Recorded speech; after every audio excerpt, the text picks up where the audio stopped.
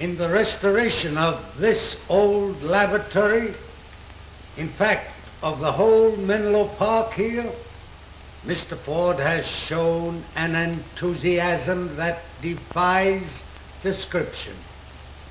Of course, he was also assisted in his work by Mr. Edison himself personally. But he has spared no time, no efforts, no pains, nor expense in making this old place as it was in 79. The very timber here he salvaged from Menlo Park, from the vicinity. You know, the old laboratory did not exist anymore a few years ago. It was razed to the ground. The people around the country there appropriated the wood for purposes of their own. Some built hen coops, barns, shacks, and the like.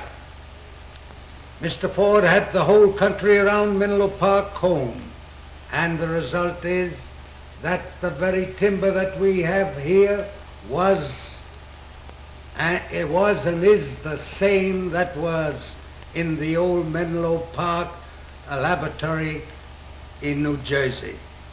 He did more than that. He began excavations and found many things of interest. Over yonder in the little glass house, you will find things that were found by Mr. Ford at Menlo Park. Perhaps some of you will not just be enthusiastic about those things, but to Mr. Ford, every piece is a relic that helped that great man to do his great work. But among the most valuable things that Mr. Ford found during his excavations was the old crucibles in which the first filaments of the incandescent lamp were carbonized.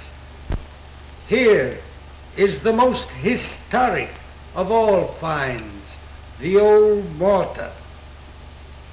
Mr. Ford found every piece but one piece, and he took those pieces, put them in his bag, and took them home to his residence, and there at night found a delight in matching, patching, and cementing piece for piece together.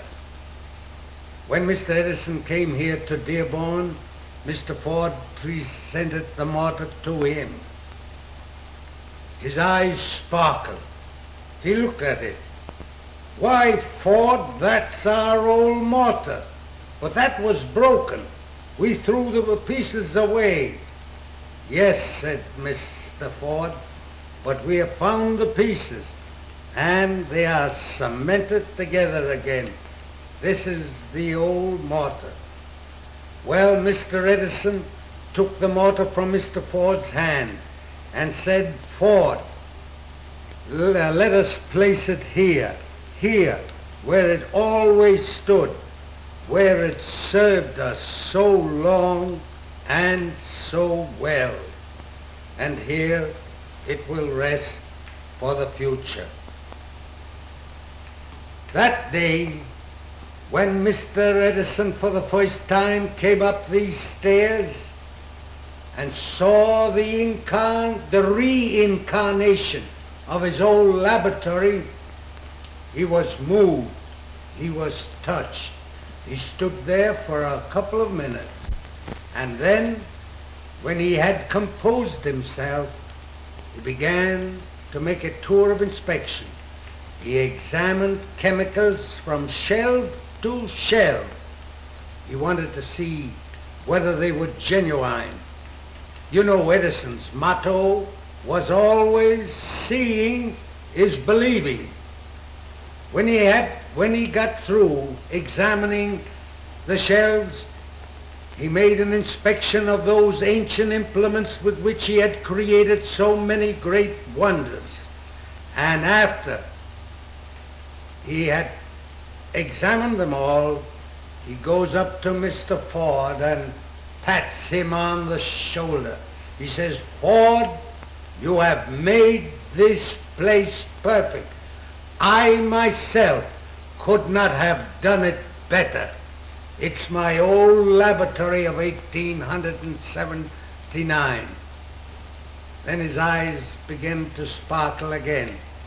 I knew Edison from old times. When he said anything very seriously, he generally ended it with some sort of humor dashed into it. He continued, he says, "Yes, Ford, the place has been faithfully restored to an extent of 99 9/10%.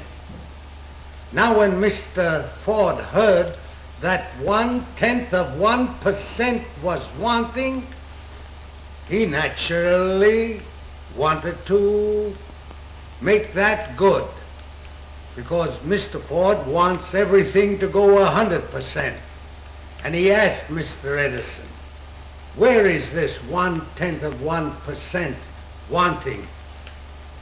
Edison smiled. He says, "Look at your floor, Ford. It's nowhere near as dirty as ours used to be." While Light's Golden Jubilee was in progress during October 1929, Edison came up to his old laboratory here whenever he had time. He told his closest friend, Mr. Ford, "I like this place. I feel so at home here." And so it happened one day when he came up to the laboratory, he took a seat here and began looking at this pump here. Mr. Ford was busy with some matters down at the other end of the laboratory, when all of a sudden Edison shouted, "Ford, Ford, come here." When Mr. Ford came here, he says, do you know that I am one of your first scholars in the Edison Institute of Technology? Well, Mr. Ford looked surprised. "How so?" he asked. "Well, you see, it's so. I have been making some experiments down at Orange, and for a long time I wanted a certain thing in connection with a stopcock. And here, in studying this old pump of mine again, I find the very thing that I want. I have forgotten it. I learned how to do it now by being here. Yes, Ford, I'm your first scholar." Then again, it happened at another time. Edison was sitting in this very chair again, musing, and he was talking with Mr. Ford upon several subjects about men that used to be here and so. And the talk came upon some of the carpenters. And Edison, in answering a question that Mr. Ford had put to him, said, "Yes, we had one. He lived over there." And he pointed directly over the Ford Airport in the direction of Metuchen in New Jersey, if this laboratory had been there. In fact, he was so at home here and the position of the laboratory that he had forgotten himself for the moment and had said, "Yes, over there in Metuchen he used to live."